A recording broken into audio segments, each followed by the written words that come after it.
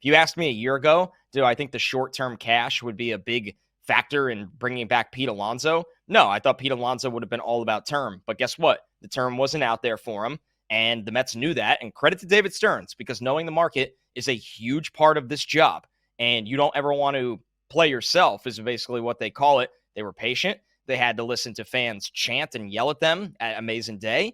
And there was a lot of heat. It was uncomfortable at times. We were on this podcast many times saying, man, like something's got to give at some point. And at the end of the day, Joe, yeah, it's a lot of money for anyone for Pete Alonso, but David Stearns actually looks like the guy that came out on top in all of this. And he got booed at Amazing Day. Can you believe? Can we really believe that? Not the best. I think what ended up, I think, being really big here. Andy Martino of SNY and a couple others have reported along the lines of a couple days ago, Steve Cohen, David Stearns, Scott Boras, and Pete Alonso all sat down in Florida to kind of talk things through. And I think, to my point kind of at the top of the show about wanting everyone to be happy, I think they needed to hear out Pete Alonso, who, as much as we have covered this and really hammered it from the business side of things, we can't forget the personal side of this, which is Pete Alonso had expectations of getting a long-term good money deal. And it really is swallowing pride here. He was able to express his viewpoint here, and the Mets were able to express to him that we understand, but this is the market, and we still want you. So I think they both had to sit down and confirm to each other, we still want this to continue.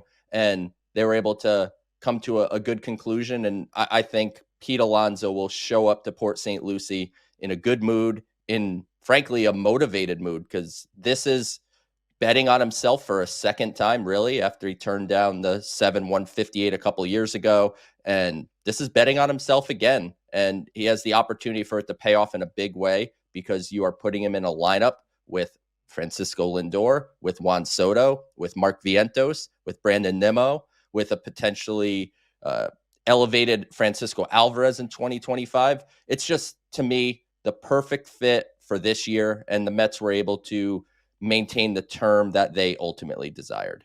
And it's a great call bringing up the motivation factor. If you're Pete Alonso, you have no plans on playing on the second year of this contract, right? Like that's just a little safety blanket in case, you have a really, really bad year. Even if you got hurt, there's a chance you opt out. Like it is that kind of structure of a deal. This is a deal that I think was written to opt out. So Pete Alonso will be motivated to have a bounce back season across the board, end up having the most home runs in Mets history, and along the way with that, getting more new money. I mean, and the bar is so low when you look at if he finishes, he obviously plays the 1 year of this contract to clear the opt-out barometer, which is, hey, another 2-year deal and all this new money and another signing bonus. So at the end of the day, yeah, you're right, Joe. There will be a motivation factor here for Pete Alonso, which if you are the Mets and you are a Mets fan, I think that's a really good feeling.